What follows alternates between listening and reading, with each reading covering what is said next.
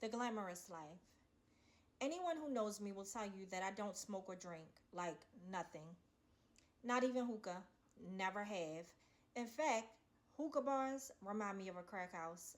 I know that will ruffle some feathers, but I'm an 80s baby and I've seen too much, okay? But the crack era is where it began for me. Growing up in West Baltimore in the 80s and 90s was exactly as you'd imagined it, like The Wire. Of course, there was tons of goodness, and I was a recipient of some of that goodness. But the harsh realities of the this is your brain on drugs era shaped my outlook on life and also what I would fight to get up off me for the majority of my adulthood. I can remember like it was yesterday, walking to the corner store to get penny candy. Yes, candy used to be a penny, and passing by a corner full of boys and young men selling drugs. I can also remember seeing all the neighborhood superstars riding up Parkhill Avenue from Drury Hill Park on a Sunday afternoon in their fancy cars, music blasting, and fly girls being passenger princesses just along for the ride. By the time I got to middle school, my male classmates wore Coogee sweaters, starter jackets, and Tims with thick herringbone chains, thigh pads made of wads of cash, and pulling up to the school in whips even people's daddies couldn't afford. Those were the boys I was surrounded by. Those were the only types of boys I thought existed. In my high school years, my first boyfriend was too old for me and had money to blow. There was no way I was paying attention to any of the boys I went to school with when my boyfriend at the time was taking me on five to $10,000 shopping sprees in New York City. Mind you, I was only 16. So when they say, Auntie, you don't know ball, I say, who? That would set the stage for my delusion when it came to money, earning, love, and reality. That is where my addiction began.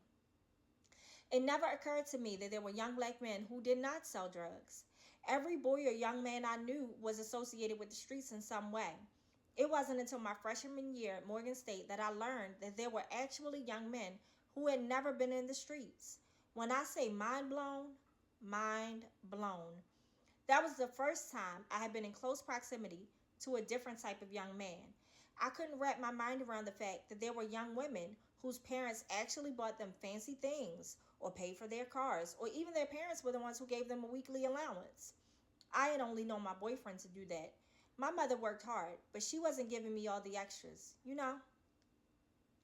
By the time that relationship ended, my sophomore year, I was already hooked on the street life. I wouldn't dare think of dating someone who couldn't continue to keep up with the fancy lifestyle I had begun to live. The clothes, the brand new 99 white Lexus GS my next boyfriend bought me was no match for a regular guy.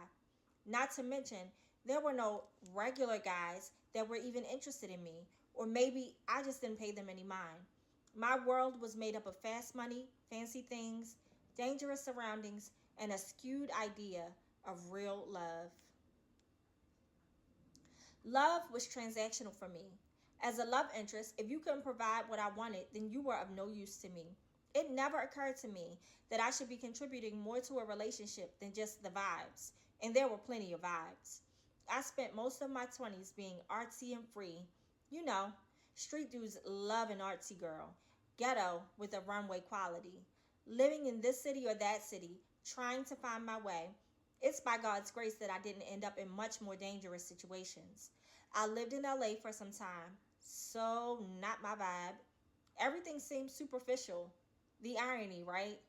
Then I moved to Atlanta during the height of the Jeezy the Snowman era. When I say a time was had, baby, the funds and the fun were endless. I would travel from east to west coast and a few tropical destinations in between, thinking that this was life, how life would always be. That's the thing about growing older. You realize that things change. Mainly, my appetite for connection.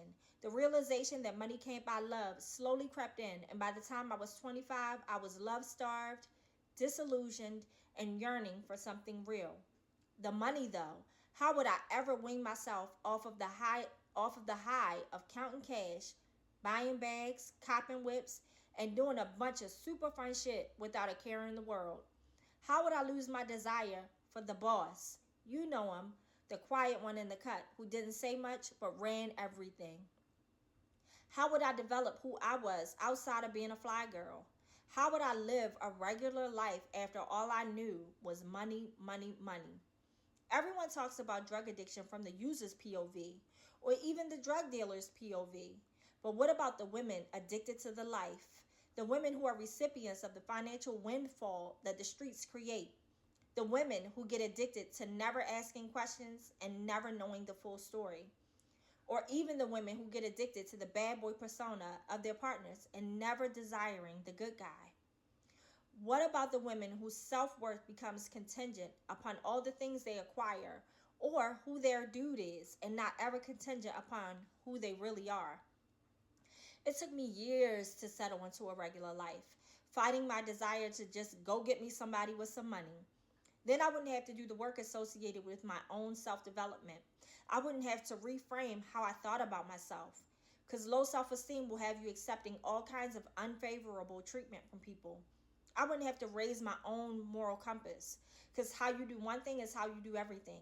And if being a recipient of ill-gotten means was any marker of immorality, well, I hit the nail right on the head. I wouldn't have to be real with myself about what I was capable of producing on my own, because making your own money and making a lot of it requires planning, commitment, and execution. Sidebar, that's one of the reasons why entrepreneurship has been so good for me. It has been an extreme exercise in self-reliance, humility, consistency, and persistence.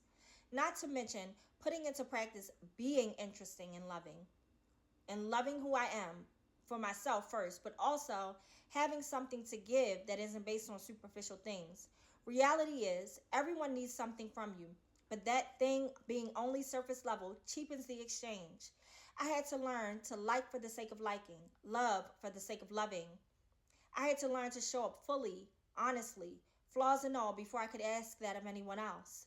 Being interesting attracted interesting people. Being kind attracted kindness. Being love attracted real love. In fact, foregoing superficial connections opened the floodgates to real connection. Now that the money was no longer the motive, I could love.